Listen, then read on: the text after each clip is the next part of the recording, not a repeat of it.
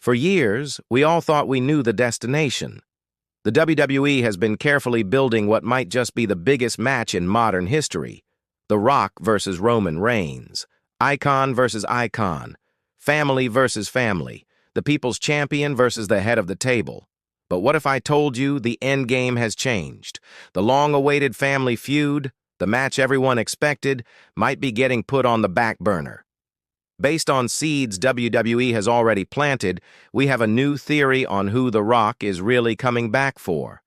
The reason for this potential creative pivot is something hiding in plain sight, and it could signal a fundamental shift in the entire power structure of WWE. This isn't just a potential change of plans. It's a look at the future. Okay, let's get right into it. The heavily teased, universally expected mega match between The Rock and Roman Reigns might not be happening anytime soon. This isn't just a random rumor. This is an analysis based on WWE's own storytelling and the real-world power dynamics now at play. For months, the working assumption was that The Rock's return was all leading to one place, a stadium-sized showdown with his cousin to finally settle who the true head of the table is. It was a story that practically wrote itself. After the chaotic road to WrestleMania 40, where overwhelming fan demand for Cody Rhodes forced WWE to pivot, the belief was that the company was just saving Rock versus Roman for a colossal stage like SummerSlam or WrestleMania 41. But now, it seems the script might be getting a major rewrite. While The Rock's return for a match still seems inevitable, all signs point to his opponent no longer being Roman Reigns, at least not for now. This has left fans wondering, what could possibly justify sidelining a match that's been years in the making? The answer to that question is where this story gets fascinating, as it points to a new final boss with a very different agenda. To really get the scale of this potential shift, you have to remember how we got here. The idea of The Rock versus Roman Reigns has been the holy grail for fans ever since Roman became the tribal chief. The story was perfect. Reigns, the tyrant champion demanding acknowledgement, and The Rock, the biggest star on the planet and head of the Anoa'i dynasty, returning to put his cousin in his place. The teases were constant. We saw them in interviews on social media and finally on WWE television. The infamous WrestleMania 40 kickoff event in Las Vegas saw Cody Rhodes, fresh off his second Royal Rumble win, seemingly step aside to give his main event spot to The Rock. The fan backlash was immediate and deafening. The We Want Cody movement went global, and to its credit, WWE listened. They masterfully pivoted, turning The Rock into the final boss, a power-mad villain who aligned with Roman Reigns. This led to the massive tag team match on night one of WrestleMania 40, where Rock and Roman beat Cody Rhodes and Seth Rollins. After Mania, The Rock confronted the new champion, Cody Rhodes, on Raw. He handed Cody a mysterious gift and promised he'd be coming back for him, champion or not. The story seemed to be on pause, not canceled. The assumption was the Bloodline saga would continue, with The Rock eventually returning to challenge Roman. But that assumption, as we're about to explore, might have been the ultimate misdirection. So why?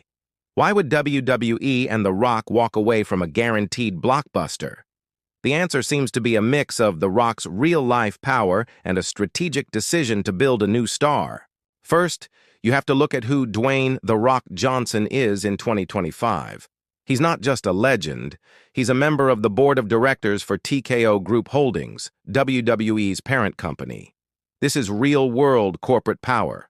It's been suggested The Rock sees his role less as a nostalgia act and more as a way to build the future of the business.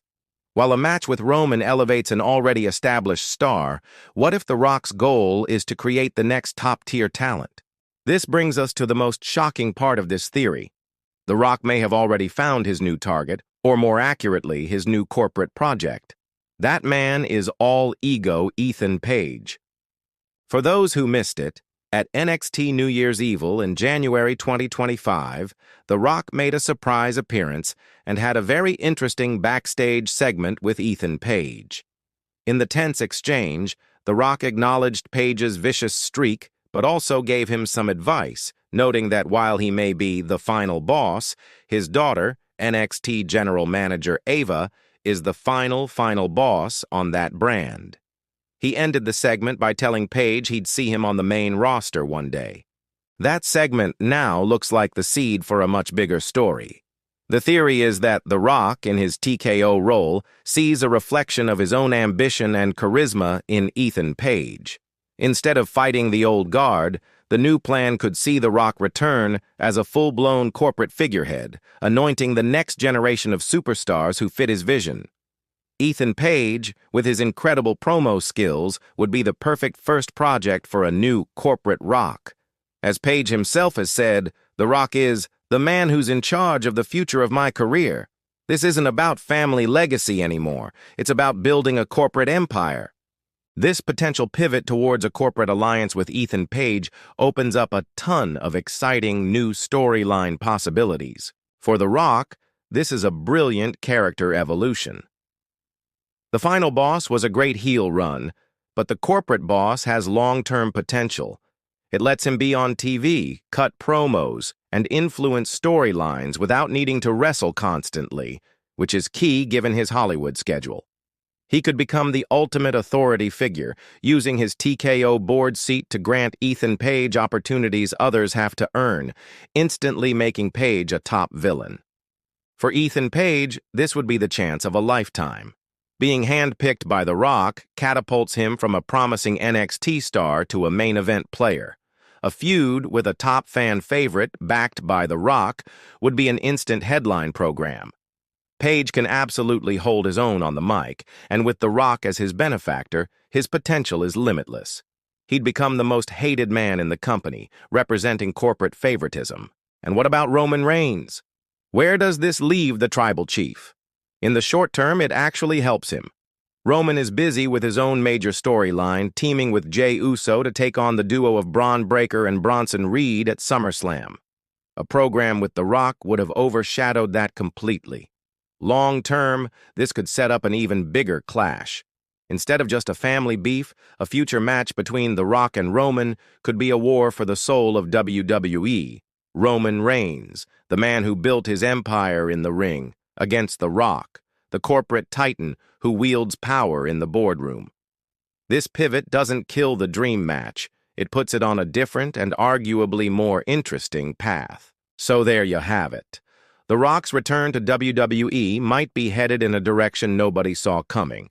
The dream match against Roman Reigns may be shelved in favor of a new direction that blends reality and storyline, with The Rock leaning into his real-life TKO board member role to become the ultimate on-screen power broker.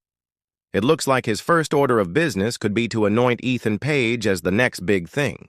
This move transforms The Rock from a part-time legend into a weekly antagonist, creates a new main event heel in Ethan Page, and adds a fascinating layer of conflict to Roman Reigns' ongoing story.